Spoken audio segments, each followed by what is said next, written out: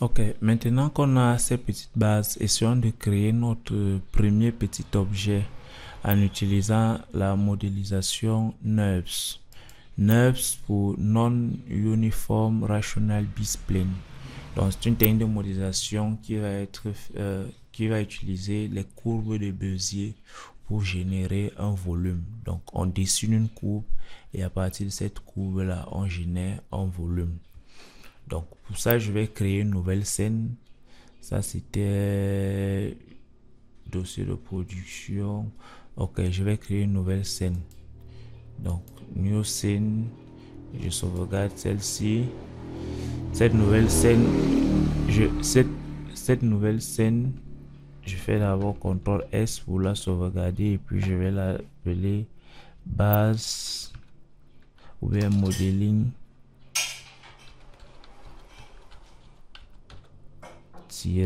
NURBS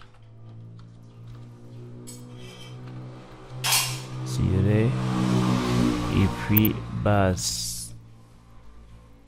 Je sauvegarde.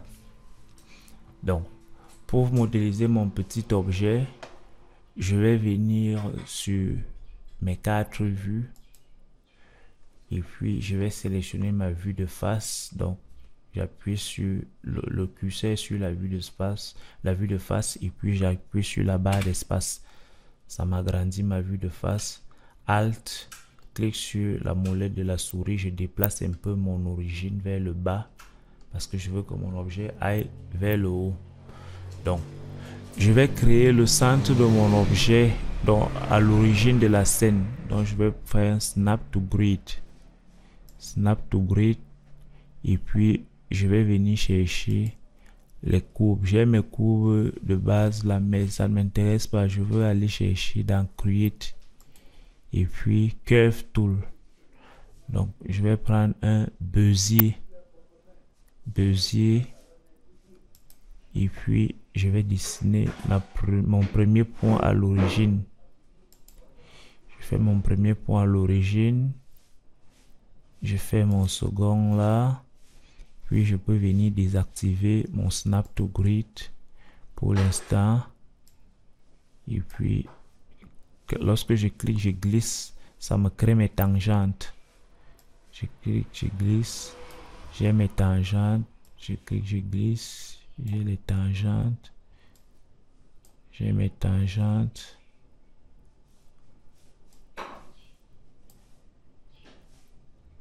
Et puis, je peux fermer là.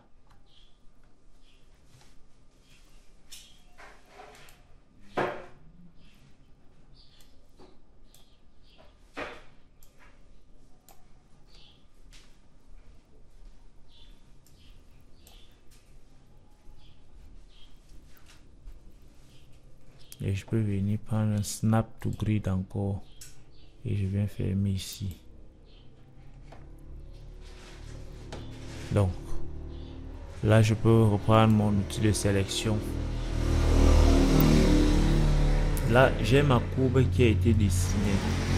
Donc, là, si on regarde, si on regarde, c'est un peu comme si j'avais fait une coupe d'un côté de mon verre.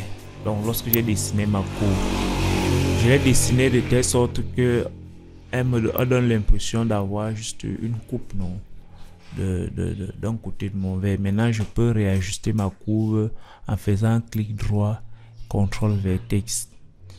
Et là, je peux commencer à positionner mes vertex. Donc, avec mon outil de déplacement, je désactive le snap to grid. Je peux repositionner mes vertex. Je peux améliorer les tangentes.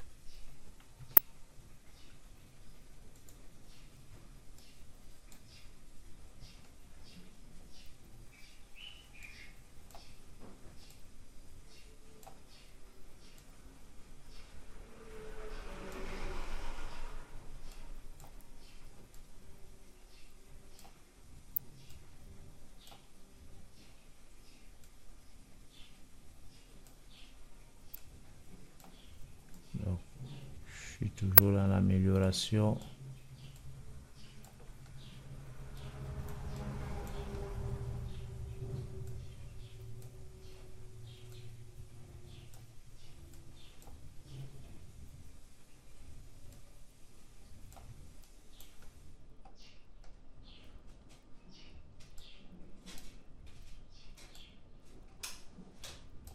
Voilà. Donc, même ici en bas, je peux revenir, retoucher un peu.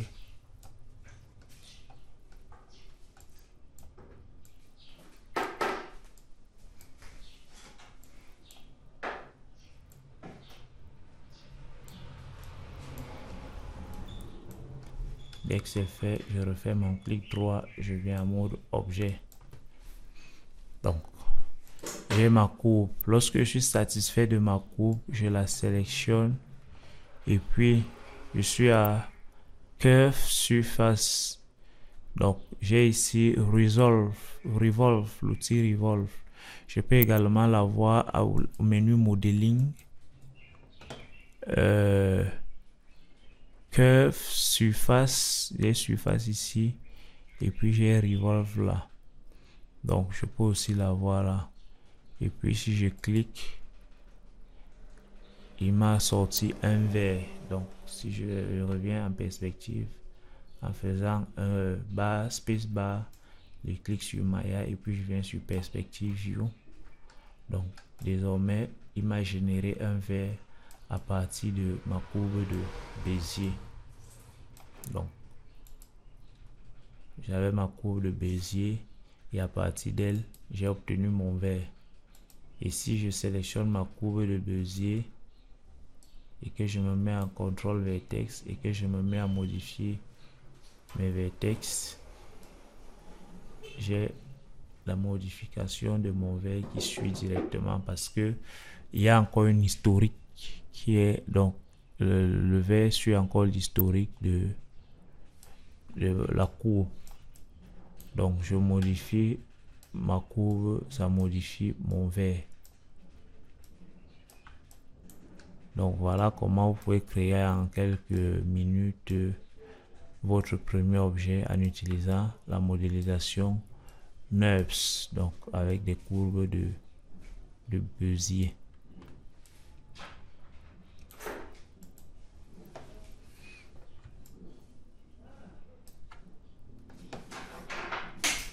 Donc, lorsqu'on a fait ça, je vais vous montrer aussi les bases pour appliquer de la texture, puisque là on essaie de avoir une création de base. Donc on va poursuivre un peu notre création de base. Si je veux appliquer de la texture, je peux faire un clic droit. Je peux venir à Assign New Material, donc assigner un nouveau matériau. Et puis je viens chercher par exemple dans les matériaux de base, je prends par exemple un fond. Et puis dans mon éditeur d'attributs, je vais dire qu'on va beaucoup travailler avec l'attribut éditeur. Dans mon éditeur d'attributs, j'ai désormais un fond qui s'est ajouté là. Donc, j'ai les paramètres de base. On va revenir expliquer les détails lorsqu'on sera sur le chapitre sur le texturing. Mais pour l'instant, je peux choisir d'attribuer une couleur à mon vert. Je peux décider de mettre de la transparence. Je mets de la transparence. Voilà. Après, il y a plusieurs autres paramètres pour que ce soit vraiment un vert. Mais ça, ce sont des bases. L'idée, c'est d'avoir déjà quelques petits rudiments. Je peux décider de venir mettre une lumière. Je peux les créer ici. Create light. Donc, je peux mettre de l'éclairage ambiant ou bien lumière directionnelle. Je mets une petite rotation de ma lumière et lancer ma prévisualisation.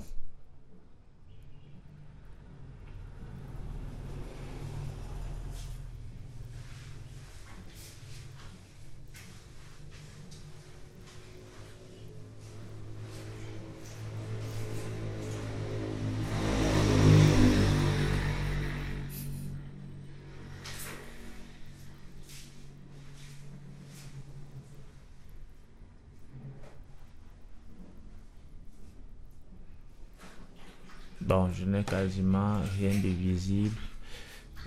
Mettons une lumière de Arnold Skydome Lights. Donc, Arnold Light et Skydome Light. Et puis essayons encore.